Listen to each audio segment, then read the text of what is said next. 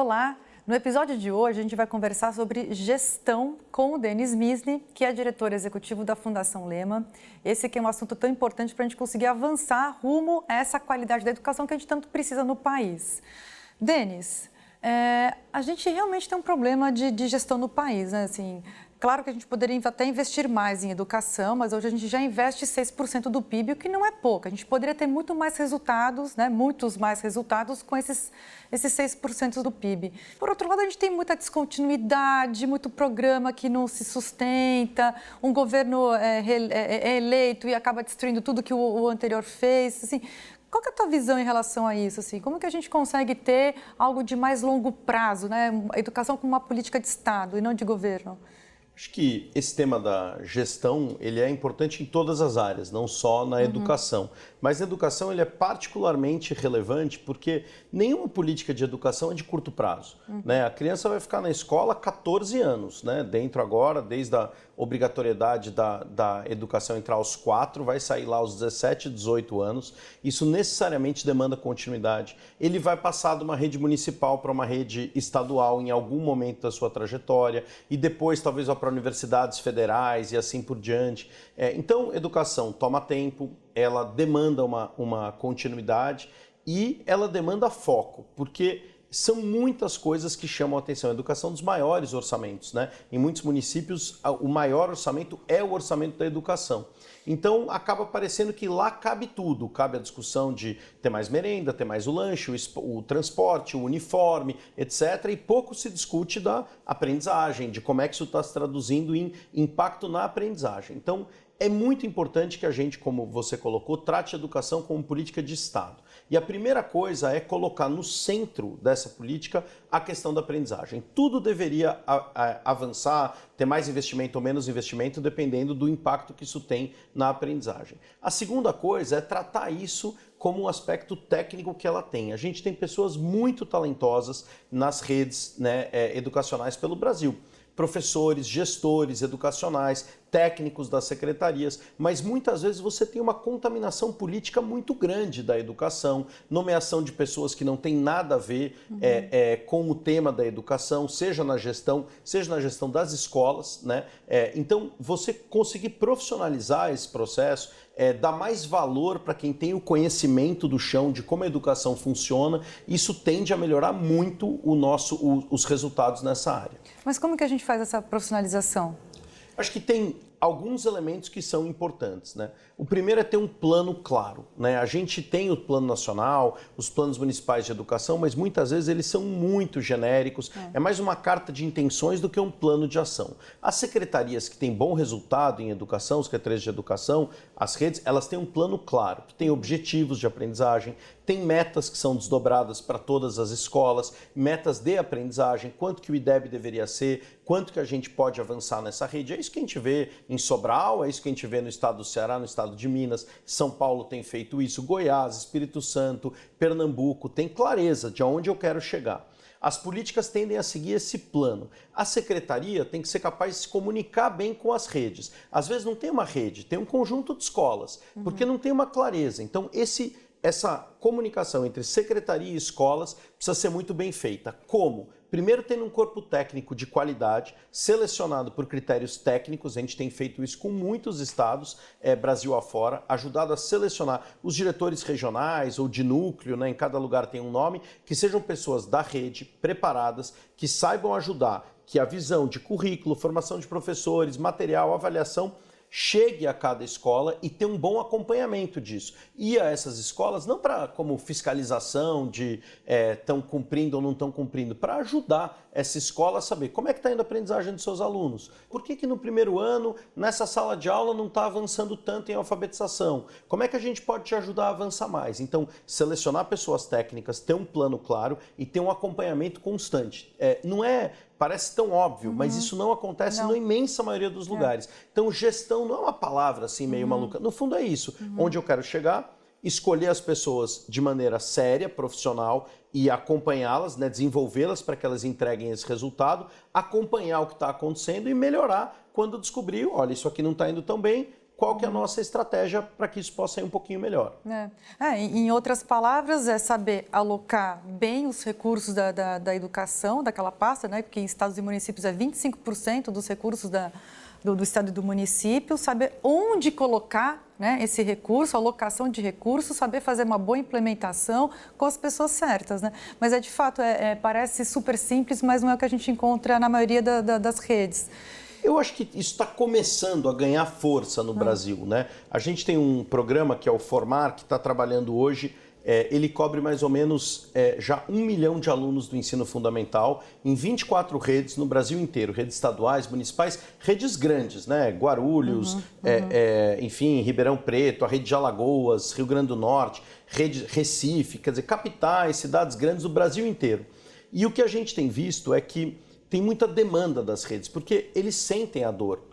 Hoje, você não ter bons resultados em educação, graças ao IDEB, graças a isso cobra um preço político, cobra um preço dos pais. Os pais sabem se a escola é boa ou não é, porque tem lá os resultados dessa escola. Então, eu acho que as redes querem ajuda nessa direção. Então, quando você consegue ajudar na construção dos planos, fortalecendo a rede, não chegar à sociedade civil lá e pendurar um programa e falar, vou resolver por você, faz aqui o que eu estou mandando, vai dar certo. Isso a gente não acredita. Mas construir junto com a rede capacidade para ela melhorar a gestão da secretaria nessa direção, ter um bom plano, acompanhar, formar as pessoas e criar foros onde as pessoas troquem o que funciona e o que não funciona. Sempre numa rede tem escolas boas e escolas não tão boas, e dentro de uma escola tem professores bons e professores não tão bons. Como é que a gente faz para dar luz, valorizar, entender o que está dando certo e usar isso para ajudar que os outros funcionem? Então, eu acho que tem muito espaço aí nas políticas de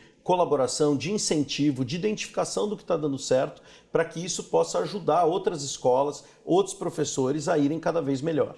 Por falar em colaboração e incentivo, acho que vale a pena você contar um pouquinho sobre a história do Ceará, né? O Ceará é um estado que é o exemplo brasileiro de estado que consegue colaborar com municípios, com uma meta clara ou metas claras, né? Com esse grande objetivo de melhorar a qualidade do ensino. E conta um pouco assim, o que eles fizeram, a trajetória deles, o que tem dado certo. Eu acho muito interessante porque a história do Ceará começa em Sobral. Porque você tinha na época o grupo político que estava em Sobral, que ainda está lá até hoje, depois vira, né, assume o governo do Ceará e leva essas práticas. É interessante porque os primeiros 4 anos do mandato do prefeito lá, ele fala, eu fiz tudo o que diziam, eu melhorei a infraestrutura da escola, eu mexi no plano de carreira dos professores e tal. Só que quando foi medir os resultados de aprendizagem, nenhuma criança era alfabetizada, pouquíssimas, não estava dando resultado nenhum. Tinha melhorado muita coisa, mas a aprendizagem não tinha. Então esse é o primeiro ponto, olha lá para o resultado. Aí ele falou, olha, vou fazer prova todo ano, vou ver esses resultados, vou focar em alfabetização, então escolheu um foco, esse é o segundo ponto muito importante. E aí não escolheu o foco e falou assim, vão lá e alfabetizem. Não, pegou vários materiais de apoio, né, nos vários métodos que tem, não fez uma escolha, sei lá, da academia ou disso ou daquilo. Falou, ó, tá aqui todos os métodos que tem de alfabetização, professores, tá aqui a formação em cima desses métodos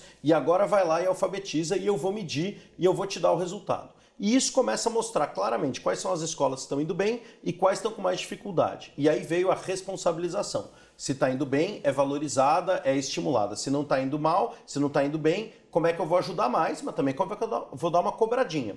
E isso fez esse processo dar certo. E de repente, em poucos anos, Sobral passa a ter todas as crianças alfabetizadas. Depois começa a crescer para até virar, entre 2005 e 2015, foi de município número 1531 no Brasil em educação pelo IDEB para virar o número 1 em 10 anos. Essa trajetória eles levam para o estado do Ceará. Só que é diferente você ser o governo estadual e ter os municípios. E o que eu acho que é mais interessante é o governo do estado ofereceu os mecanismos, ofereceu os materiais, a formação de professores e botou um incentivo. Falou o seguinte, quem for melhor, uma parte do ICMS que o governo pode distribuir para os municípios vai ser dado para quem estiver indo melhor em alfabetização. Ou seja, passou daquela ideia de que educação é muito importante, um discurso de campanha, para uma ação bem prática. Vai tocar no bolso do prefeito, dos munícipes, quem estiver indo bem vai receber mais recurso nisso. E dando apoio para quem não está conseguindo ir bem. E pareando município que estava com dificuldade com os municípios que estavam indo bem. Esse espírito de colaboração, com incentivos claros, com objetivos claros, fez o Ceará disparar na aprendizagem do Brasil, né? Hoje, agora, no último IDEB, em 2017, você tem até no ensino médio o Ceará lá entre os melhores estados do Brasil, mesmo ainda sendo um dos estados mais pobres do Brasil. Então, acho que tem muito para aprender ali, que outras secretarias, outros estados, municípios podem seguir. Continuidade, foco, e isso dá resultado. Tem tanto exemplo bom já, né? Assim, o Brasil não tinha tantos exemplos bons 10 anos atrás. Hoje a gente tem muita coisa boa para poder se inspirar, olhar por que deu certo, por que não deu certo, né? Não precisa mais a gente não precisa mais reinventar a roda, né, Denis? E agora, no fundo, assim, apesar de a gente ter muito mais clareza do que precisa ser feito no país para a gente conseguir melhorar a educação, professor, gestão, a implementação da base, zerar o analfabetismo até os 8 anos no máximo, enfim, a gente tem mais clareza em relação a isso hoje. Mas tudo depende do fator humano, né? Das pessoas que vão implementar essas políticas todas. E aí, assim, a gente encerra o programa com essa última pergunta. Na tua visão, como é que a gente consegue atrair mais talentos para a gestão pública? E aí, como no todo, não precisa ser só para a educação, assim, como é que a gente consegue trabalhar essa carreira que ela é muito desvalorizada, ela acaba também tendo um pouco do reflexo negativo que a população tem em relação a políticos? Então, assim, como que a gente valoriza a carreira pública no país? Eu acho que a gente está num momento ótimo para fazer isso, porque tem essas pesquisas que saem todo ano sobre o que o jovem busca no mercado de trabalho, na sua carreira, quando ele se forma na faculdade. E hoje aparecem algumas coisas. Propósito. Número 1, propósito. Número 2, enfrentar desafios, aprender coisas novas. Número 3, meter a mão na massa. Quero meter a mão na massa, eu quero fazer coisa e tal. Quero que seja dinâmico, quero poder estar e tal. Quando eu ouço isso, eu penso professor. Né? O professor é essa pessoa, a professora. Tem propósito, você está mexendo diretamente na vida né, das pessoas, os professores, as professoras têm... Esse é o melhor sentimento na profissão, você vê o que você transformou na cabeça de uma criança, de um adolescente e assim por diante. Você tem desafio constante, claro, porque são 30, 40 alunos ou são mais e eles têm cada um o seu jeito de aprender, tem os desafios da inclusão, tem os desafios da defasagem, então você tem que lidar com isso. É muito mão na massa, você está vendo o resultado diretamente, né? E não tem como dizer que não é dinâmico, que não vai fazer diferença. Então, eu acho que a gente tem que fazer uma convocação às próximas gerações. Os países que deram certo, eles conseguiram atrair os seus melhores para a sala de aula. E se a gente pensar, é bem lógico.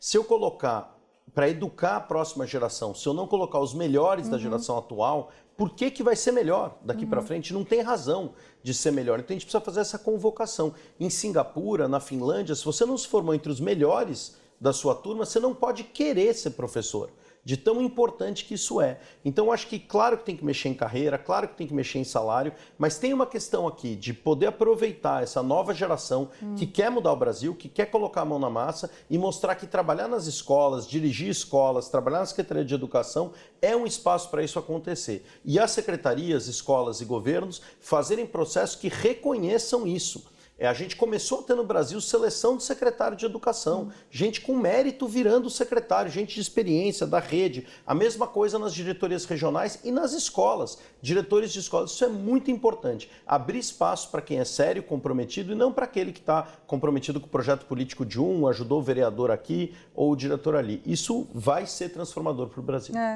Eu também acho, assim, cada vez mais a gente tem sentido, né, essa vontade de mudar o país, vontade de mudar o país pela educação. Denis, muito obrigada, foi realmente muito bom conversar com você. A gente fez aqui uma conversa com o Denis Misny, diretor da Fundação Lehman, sobre gestão, governança, carreira de professores, a gente acabou falando de tanta coisa. Esse episódio e os demais dessa série de entrevista você encontra lá no Futura Play, te encontro lá e até a próxima.